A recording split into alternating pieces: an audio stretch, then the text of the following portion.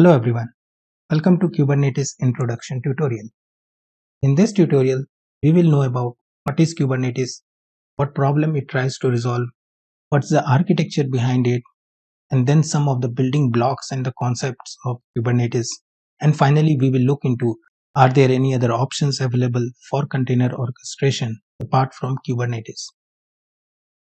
So let's look into what is Kubernetes and about its origin. So Kubernetes is an open source container orchestration system which helps to manage containerized application. It was initially designed by Google and is currently being maintained by CNCF. So with the development of container tools like Docker, it became very easy for us to, to deliver and to ship our products as a containerized application to the end user. And it worked perfectly when, let's say, the number of users are very less. So maybe a single container could be enough to take up the load.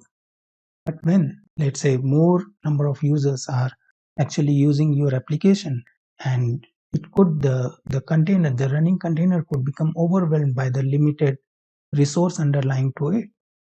But yes, we can actually go ahead and create more and more containers out of the same image, and it could be used to serve a wide number of user base.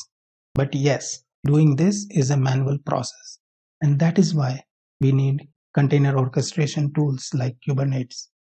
So first, let's look into some of the problem with the manual creation and manual management of container running containers. So just think of how are we going to manage hundreds and thousands of containers manually. Definitely it is going to be a tedious task.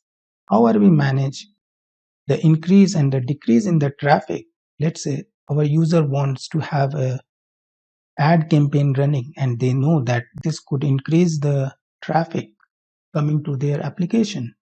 So it should be controlled automatically, and when that ad campaign finishes, it should be capable of removing the unused containers which we don't need, which we are not going to use it, so that we don't consume the underlying resources. Finally, how are we going to decrease the human error?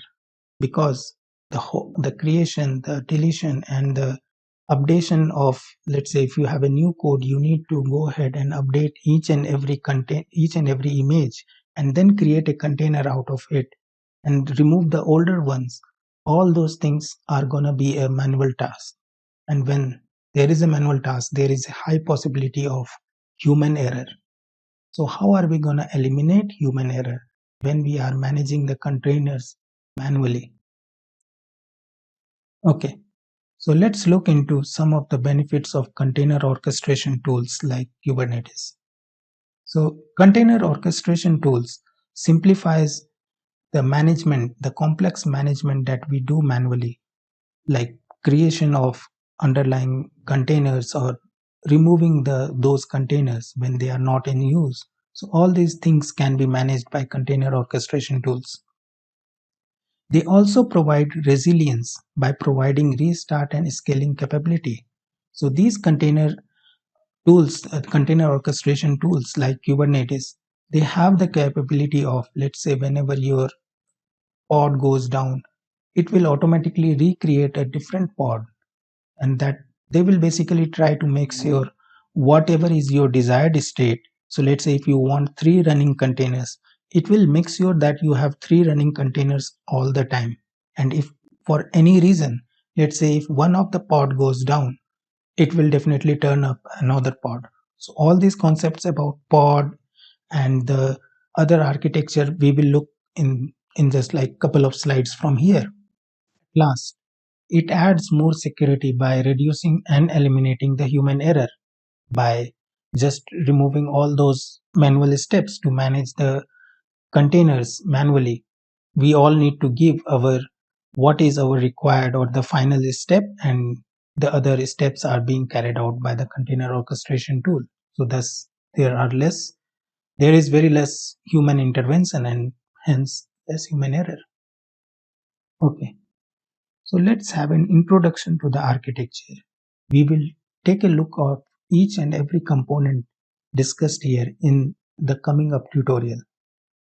So in Kubernetes, we have two major components.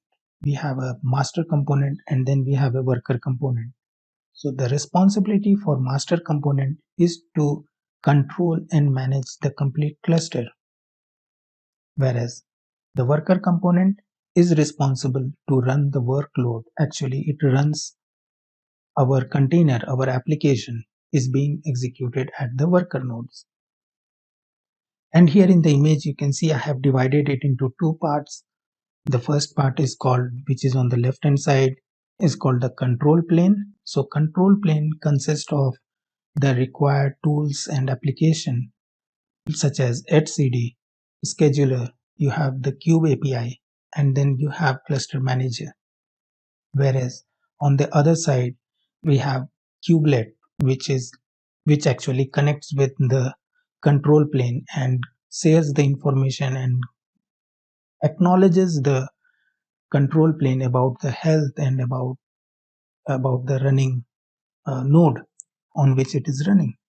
Then we have kube proxy, and it can have our pods also running into it. Okay, moving on to the next topic, and that is the building blocks, the concept, the terminologies used within Kubernetes. So majorly we have four types of building blocks, which I can break it in down. We have basic objects like pod, volume. We have service type like ClusterIp and Nodeport. Then we have controllers like deployment, Replicaset, and finally we have already seen, we have control plane like master. Okay, so moving ahead, let's look into the basic object. So we have four basic objects in Kubernetes. The first one is the pod. So pod is the smallest and the most basic deployable object in Kubernetes. It could be anything. It could be the containers, our container, the running application. It could be the storage resources. It could be unique IPs, and it could be local options. So it could be a combination of all these things. So a pod will have a container. It could have its own storage resource. It will have its unique IP, and maybe it can have its own local options. Volumes. So volumes are the persistent storage, and it can be sometimes shared between multiple running pods also. Namespace. Namespace is a concept where we can have a virtual cluster running on top of an actual physical cluster. With the help of namespace, we can achieve that. Finally, service. Service is an abstraction layer on top of a set of empirical nodes. Empirical pods. So the idea here is, let's say, if a pod goes down and a new pod turns up, it could have a different IP address, and some other application, when it tries to reach the previous IP address, it won't work. So it can have a service that is always running, and all the pods, whatever be their IP, we just use it via the service that is being exposed via the Kubernetes. Moving ahead to the service types. So we have four different type of services available. The first one is called the ClusterIp. So ClusterIp exposes the service at a cluster level only. So it doesn't expose it to the outside world. So it just exposes it within the cluster itself. And this is the default type. The second one is called Nodeport. Nodeport exposes service at a specified port on all the nodes. So let's say if we have 3 nodes running, and if we have a service that should be running on port number 80, it will expose it for all the running nodes could access it on that port number 80. The next point, that is load balancer. So load balancer exposes a service with a cloud service provider's load balancer. And then finally, we have external name. This maps a service to the endpoint completely outside the cluster. Moving ahead to the controllers. So we have 5 different type of controllers. The first one, the replica set. So replica set makes sure that we have a certain number of pods always running. So let's say if we want 3 pods always running, we can create a replica set and instruct it to always have 3 pods running. The second is the deployment. So deployment provides a declarative approach where we can define our desired state for the pods and for the replica set, and Kubernetes management system will take care of meeting our desired state to the actual state. The third one is the stateful set. So this is mostly used for non-interchangeable, or we can call it as a stateful pods. Then we have Daemonset. So Daemonset ensures that either all or some of the nodes run a copy of a pod. So let's say we have 4 worker nodes and we want some pod to be running on either all or at least let's say 3 node. So we can create a daemon set for that, and that will make sure it runs on each and every worker node, or at least whatever is defined in the daemon set. The last point, that is called job. So it manages a set of pod and it runs it, and then it tracks for the overall progress of it, and finally we can have the capability of fetching the result out of that job. So moving on to the last point about the different concepts and the building block is the control plane in itself. Control plane consists of master, and it will look into master and we look into what is node, and then we look into what is a namespace. So master manages the cluster state by the help of Kube API server, which is the entry point for all the requests.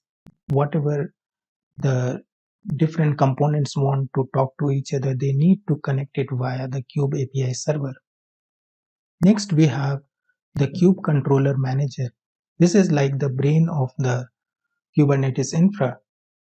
And finally, we have the Kube Scheduler that helps in the scheduling of pod creation or deletion or updation. So it is being taken care by Kube Scheduler.